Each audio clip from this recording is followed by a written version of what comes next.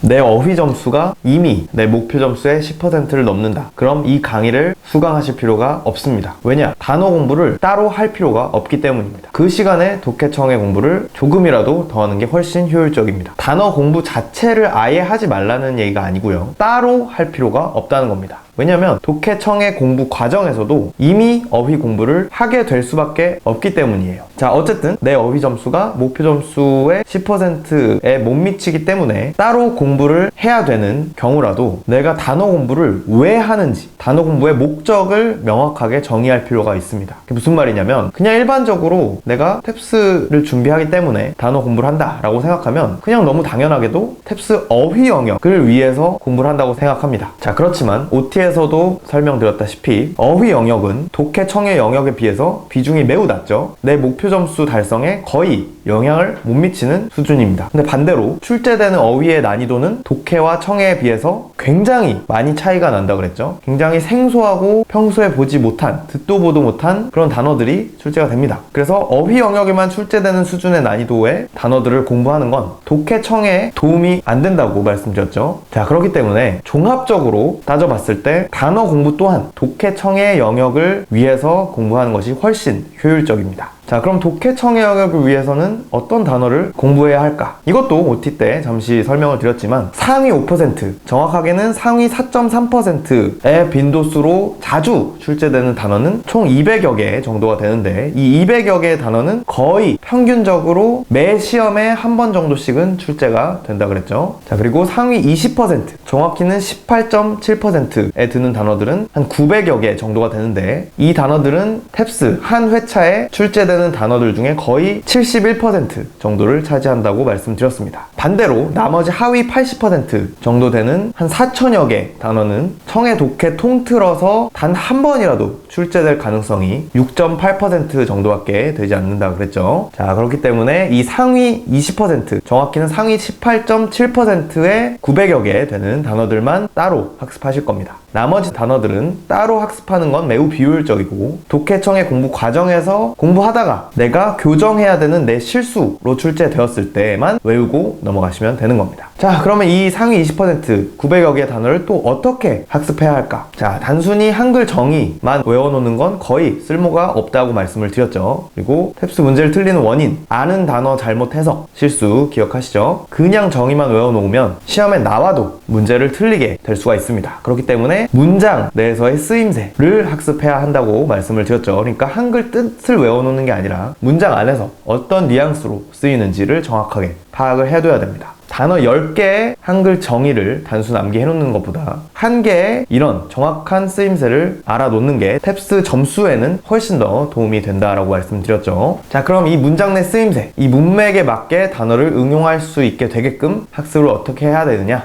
구체적인 방법을 말씀드리겠습니다. 자, 우선 그 빈출 단어 탭에 이 상위 20% 이상의 단어들 그 리스트에 들어가 보시면 이렇게 단어 리스트가 보일 겁니다. 자, 우선 단어를 클릭하면 그 단어가 포함된 예문들이 쫙 나오게 되어 있습니다. 자, 일단 단어의 정의, 뜻 자체를 보기 전부터 우선 예문부터 쭉 읽어보는 겁니다. 예문을 읽어보고 예문의 뜻을 읽어볼 수가 있겠죠. 자, 어차피 이 예문의 해석, 한글 해석에 이 단어의 뜻 자체도 포함이 되어 있기 때문에 이 예문들과 예문 해석들을 쭉 보다 보면 그 단어의 정의나 뜻을 자연스레 알게 됩니다. 근데 정의만 아는 게 아니라 문장 내에서 어떻게 쓰이는지까지 강제로 알 수밖에 없게끔 학습이 되는 거겠죠. 자, 이런 식으로 예문을 최소 5개 이상, 가능하면 한 10개 정도까지 자연스레 읽어보시면 됩니다. 이 예문들을 이해하다 보면 어쩔 수 없이 이 단어들의 쓰임새를 내가 억지로 노력하지 않아도 머릿속에 각인이 될 수밖에 없어요. 자, 그런 식으로 학습을 하시면 되고요. 어차피 이 상위에 뜨는 예문들이 가장 많이 쓰이는 뜻을 담고 있기 때문에 만약에 이 단어가 다의어다 라고 하더라도 예문을 이렇게 10개 이상 보게 되면 그 자주 쓰이는 여러 가지 의미들이 다 다뤄지게 됩니다. 자, 그리고 웬만하면 우리가 탭스 시험을 목적으로 탭스 독해, 청해 문장을 이해하기 위해서 학습하는 거기 때문에 여기 보시면 고급 난이도를 따로 설정을 할 수가 있는데요. 웬만하면 고급 난이도의 예문들을 학습하시길 권장해 드리고요. 자, 그리고 예문을 학습하신 이후에 쭉 위로 다시 올라오시면 이 유의어, 반의어 탭이 있습니다. 자, 이 탭에 있는 다른 단어들과의 관계까지도 체크하고 넘어가시면 좋습니다. 왜냐면 탭스 선택지에 가장 많이 출제되는 특징이 바로 돌려 말하기죠. 그러니까 지문에 나온 내용을 다른 단어로 돌려서 낚시를 하는 경우가 굉장히 많습니다. 자, 그런데 이런 돌려 말하기를 잡아내려면 뭘 잘 알아야 될까요? 당연히 동의어겠죠. 아니면 반의어. 왜냐면 같은 내용을 다른 단어로 돌려 말하는 거니까 동의어를 알아놓으면 훨씬 더 이 돌려 말하기에 안 낚일 수가 있게 되는 겁니다. 자, 그렇게 학습하고 나서도 뭔가 이 단어의 쓰임새가 기억에 잘 안 박힌다 싶을 경우에는 이 단어 리스트에 이 이미지 버튼이 있죠. 이 이미지 버튼을 누르면 이 단어의 이미지 검색이 뜨게 되어 있습니다. 자, 이렇게 이 단어의 이 이미지 검색된 그 내용들까지 쭉 훑어보면 훨씬 더 기억에 잘 남을 수가 있고요. 물론 이제 구글 이미지 검색 창이다 보니까 부정확한 결과들도 간혹 포함이 돼 있을 수 있습니다. 그렇지만 여러 개를 쭉 전반적으로 보다 보면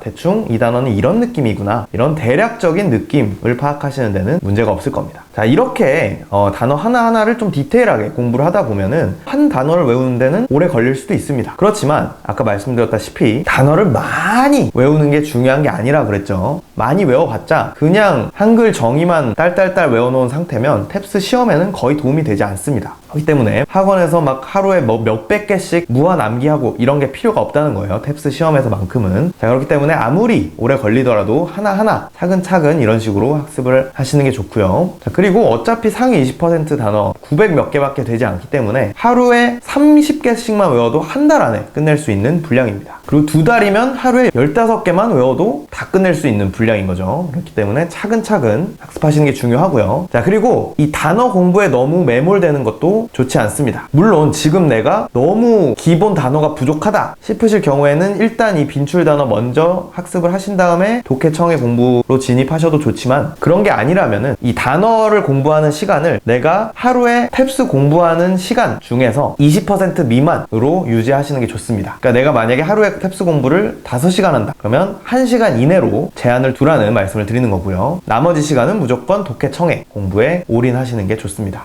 자, 그리고 이렇게 공부를 하신 이후에 내가 잘 외워졌는지도 테스트를 해봐야겠죠. 근데 그 테스트 또한 그냥 단순히 무슨 뜻인지를 적는 식으로 테스트하는 거는 의미가 없겠죠. 자, 그렇기 때문에 예문, 이 빈칸 뚫려있는 예문에 적절한 쓰임새의 단어를 골라서 넣는 형태로 구성이 된 단어 시험 또한 제공을 해드립니다. 그래서 단어 공부를 모두 한 이후에 단어 시험을 통해서 테스트를 해보시길 권장해 드리고요. 자, 누누이 말씀드리지만 단어 공부를 이런 식으로 또 복잡하게 어렵게 하는 이유는 탭스 시험이 이 모양으로 출제가 되기 때문입니다. 문장 내 쓰임새로 학습하셔야 된다는 것 절대 잊지 마시고요. 혹시라도 아직 OT를 안 보셨다면 먼저 OT를 수강을 하시고 탭스 전체적인 공부 방향, 그러니까 탭스 점수를 올린다는 건 어떤 의미인지, 탭스 공부의 목적은 무엇인지부터 파악하시길 권장해 드립니다. 감사합니다.